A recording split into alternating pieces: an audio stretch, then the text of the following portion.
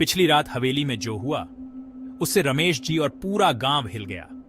हवेली में अजीबोगरीब घटनाएं हो रही थीं और गांव के लोग डर के मारे कांप रहे थे।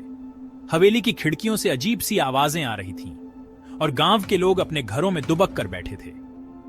पर रमेश जी ने तो प्रॉमिस कर दिया आत्माओं को मुक्त कराने का।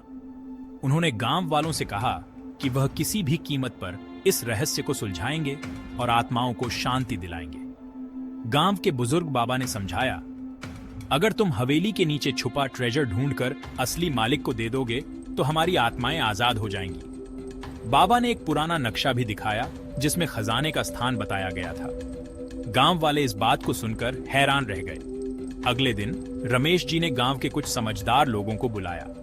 उन्होंने सभी को हवेली के रहस्य के बारे में बताया और खजाना ढूंढने की योजना बनाई। मिलकर प्लान बनाया हवेली जाकर खजाना ढूंढने का। सभी ने तय किया कि वे रात के अंधेरे में हवेली जाएंगे ताकि कोई उन्हें देख न सके। पर रामू श्यामू को यह बात अजीब लगी। दोनों भाइयों को इस योजना पर शक हुआ और उन्होंने सोचा कि इस खजाने के पीछे कुछ और ही रहस्य छुपा हो सकता है। दोनों भाई सोचने लगे, अगर ये ट्रेजर इतना जरूरी है तो इसे छुपा क्यों रखा है। उन्होंने सोचा कि शायद इस खजाने के पीछे कोई भयानक सच्चाई छुपी हो। रात को जब सब सो गए, रामू श्यामू ने हवेली जाने का सोचा। वे चुपके से अपने घर से निकले और हवेली की ओर बढ़ने लगे। छिप छिप कर हवेली पहुंचे और ट्रेजर ढूंढने लगे।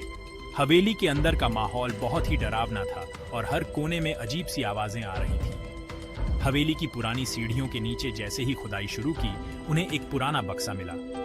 बक्सा बहुत ही भारी था और उस पर अजीब सी निशानियां बनी हुई थी। अचानक दीवारों पर अजीब रोशनी दिखने लगी। रोशनी इतनी तेज थी कि दोनों भाइयों की आंखें चौंधियां गईं।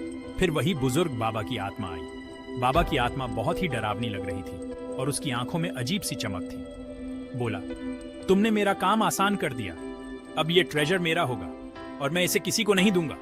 बाबा की आत्मा की आवाज बहुत ही गूंजदार थी और दोनों भाई डर के मारे कांपने लगे। अब ये ट्रेजर मेरा होगा और मैं इसे किसी को नहीं दूंगा। बाबा की आत्मा की आवाज बहुत ही गूंजदार थी और दोनों भाई डर के मारे कांपने लगे। रामू श्यामू समझ गए, गड़बड़ है। उन्होंने सोचा कि अगर वे यहां से तुरंत नहीं भागे तो उनकी जान खतरे में पड़ सकती है। भागने लगे कि तभी एक आवाज आई, रुको। दोनों भाइयों ने रुककर पीछे देखा तो उन्हें अपनी मां सुनीता की आवाज सुनाई दी। ये तो मम्मी सुनीता की आवाज थी। मम्मी के हाथ में एक पुरानी बुक थी हवेली के इतिहास की। मम्मी के हाथ में एक पुरानी बुक थी हवेली के इतिहास की। मम्मी ने बताया कि इस बुक में हवेली के असली मालिक की आत्मा को मुक्त करने का तरीका लिखा है। उस बुक में लिखा था कि हवेली के असली मालिक की आत्मा को सिर्फ सच्चाई और न्याय से मुक्ति मिलेगी, ट्रेजर से नहीं। मम्मी ने बुक को ध्यान से पढ़ा और उसमें लिखी बातों को समझाया। जैसे ही मम्मी ने बुक खोली आत्मा के सामने, आत्मा की आंखों में अजीब सी चमक आ गई। आत्मा ने मम्मी की बातों को ध्यान से सुना और समझा।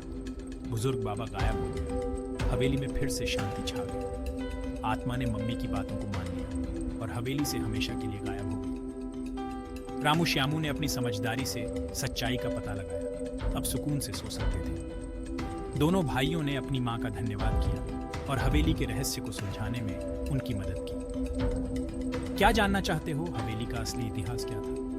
हवेली के रहस्य और भी गहरे हैं जिन्हें जानने के लिए आपको हमारे अगले भाग का इंतजार करना होगा। तो हर दिन नया चैनल को सब्सक्राइब करो। हमारे चैनल पर आपको हर दिन नई और रोमांचक कहानियां मिलेंगी। वीडियो को लाइक करो और बेल आइकॉन दबाओ ताकि अगला पार्ट न छूटे। हमें आपके सुझावों